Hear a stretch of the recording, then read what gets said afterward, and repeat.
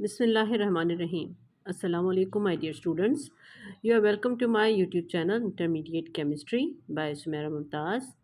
Video को देखने से पहले मेरा चैनल को सब्सक्राइब करें और बेल आइकन को ज़रूर प्रेस करें ताकि मेरी तमाम वीडियोस आप तक बर वक्त पहुँच सकें।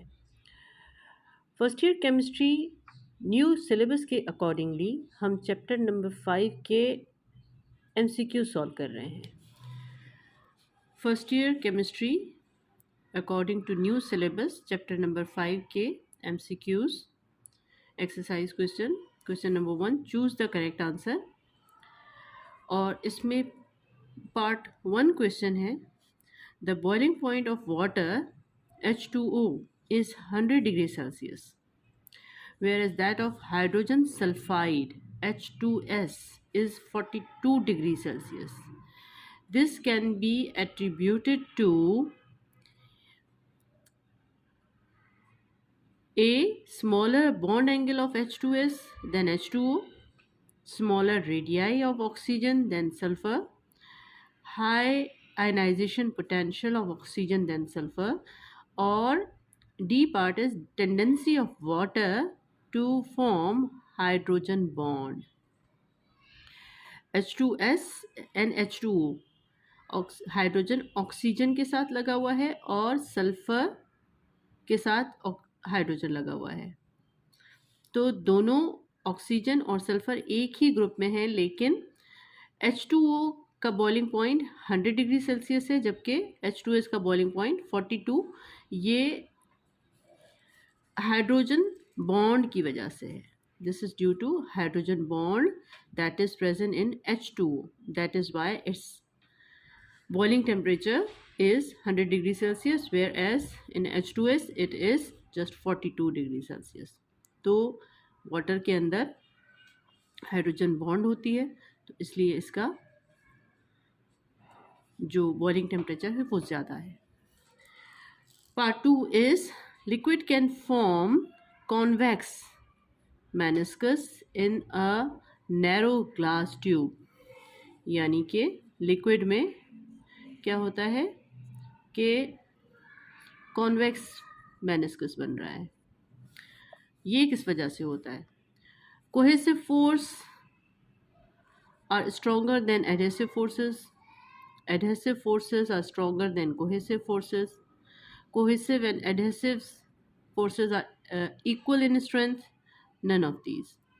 तो यहाँ पे इस तरह का मेनिस्कस उस टाइम पे बन रहा होता है जब सेम मॉलिक्यूल्स एक दूसरे को अट्रैक्ट कर रहे हों। यहाँ पे लिक्विड मॉलिक्यूल्स एक दूसरे को अट्रैक्ट कर रहे हैं, तो इस वजह से इसका जो मेनिस्कस है वो इस तरह से होता है, कॉन्वेक्स होता है। कॉनकेव होने की बजाय ये कॉन्वेक्स होता है और ये ज़्यादातर पाया जाता है जहाँ पे विस्कोसिटी लिक्विड्स की ज़्यादा हो, जैसे मरकरी हो गया, हनी हो गया। तो इसलिए कोहेसिव फोर्स यानी कि मॉलिक्यूल्स के आपस की फोर्स वो स्ट्रॉन्ग होती है। A part is correct. Third part question is which of the following statement is incorrect. इन स्टेटमेंट्स में कौन सी स्टेटमेंट करेक्ट नहीं है? A, viscosity is the resistance against flow of liquid. Viscosity resistance ही होती है जो लिक्विड को फ्लो करने में हिंडर करती है, तो this statement is correct. Liquid possesses definite volume होता है लिक्विड्स का। One feels sense of cooling after bath due to condensation, के बाथ के बाद कूलिंग इफेक्ट क्यों फील किया जाता है? यहाँ पे कंडेंसेशन नहीं होगा, वेपोराइजेशन होता है, क्योंकि जो बॉडी पे वाटर मॉलिक्यूल्स होते हैं वो वेपोराइज हो रहे होते हैं। इस वजह से एवेपोरेशन इज कूलिंग प्रोसेस, तो इस वजह से क्या होता है कि यहाँ पे वेपोराइजेशन होगा तो सही होगा, लेकिन यहाँ पे कंडेंसेशन है, तो ये स्टेटमेंट जो है ये रॉन्ग स्टेटमेंट है। डी, इसको भी पढ़ लेते हैं। सब्लिमेशन इज एंडोथर्मिक प्रोसेस, तो ये एंडोथर्मिक प्रोसेस है। सब्लिमेशन में क्या होता है कि सॉलिड जो है वो एनर्जी रिसीव करते हैं और वो डायरेक्टली कन्वर्ट हो जाते हैं from solid to gas form में। तो यहाँ पे ये स्टेटमेंट भी करेक्ट है, only this statement is incorrect. Question number 4. Which of the following possesses weakest London dispersion forces? Weakest London dispersion forces are the kind of forces which are between the molecules. This is the force between the molecules which is found in non-polar molecules. यहाँ पे ये तमाम जो given है ये non polar हैं, और non polar में सबसे ज़्यादा लंदन डिस्पर्जन फोर्स वहाँ पाई जाती है जो मॉलिक्यूल सबसे बड़ा होता है। यहाँ पे जो गिवन है chlorine, fluorine, bromine and iodine, ये तमाम जो हैं हैलोजेंस हैं। तो यहाँ पे फ्लोरीन जो है सबसे छोटा, उसके बाद क्लोरीन उससे बड़ा, देन ब्रोमीन उससे बड़ा एंड देन आयोडीन। तो यहाँ पे देखा जाए तो फ्लोरीन सबसे छोटा होगा, तो इसमें सबसे कम लंदन डिस्पर्जन फोर्सेस पाई जाती हैं, तो fluorine would be the answer of this part question.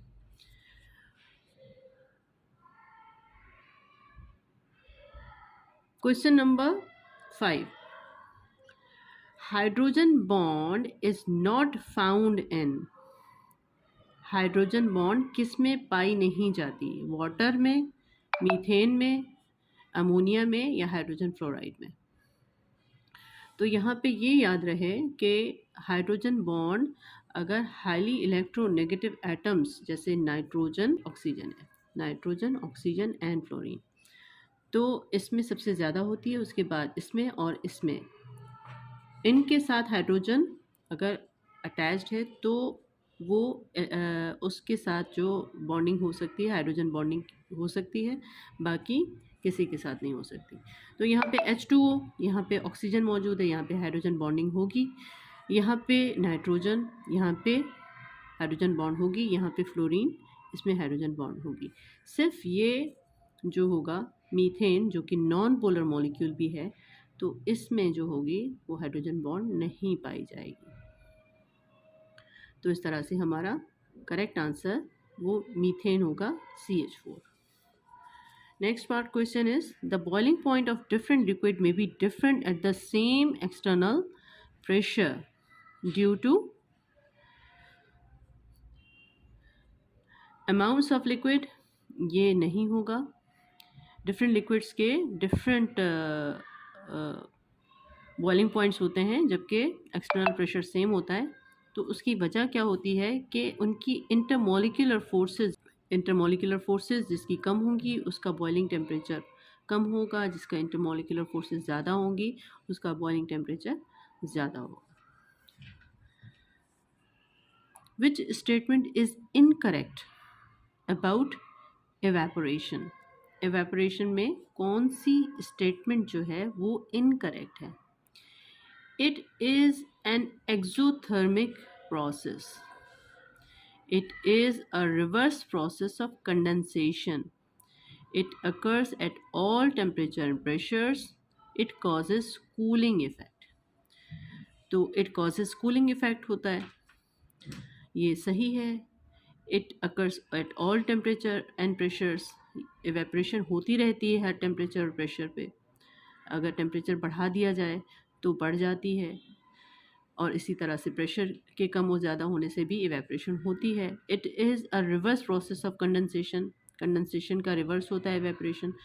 तो यहाँ पे ए स्टेटमेंट करेक्ट होगी। It is an exothermic process. ये एंडोथर्मिक प्रोसेस है क्योंकि ये कूलिंग इफेक्ट देता है, तो ये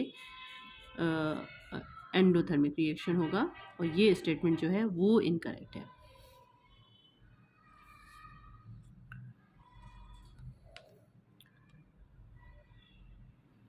Next part question is, which of the following liquids show maximum surface tension? किस लिक्विड के अंदर सरफेस टेंशन ज़्यादा होगा? Water, mercury, ethyl alcohol, gasoline. तो यहाँ पे सरफेस टेंशन जिसकी कोहेसिव फोर्सेस ज़्यादा होंगी, इंटरमोलिकुलर फोर्सेस ज़्यादा होंगी, उसमें सरफेस टेंशन ज़्यादा होगा।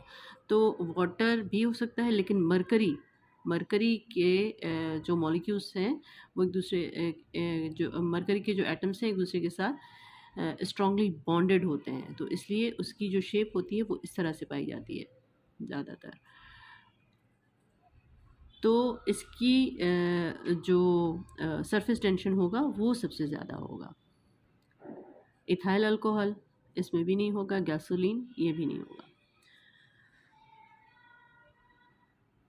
Mercury is the correct answer. A non-polar molecule with bigger size will a non-polar molecule with bigger size will experience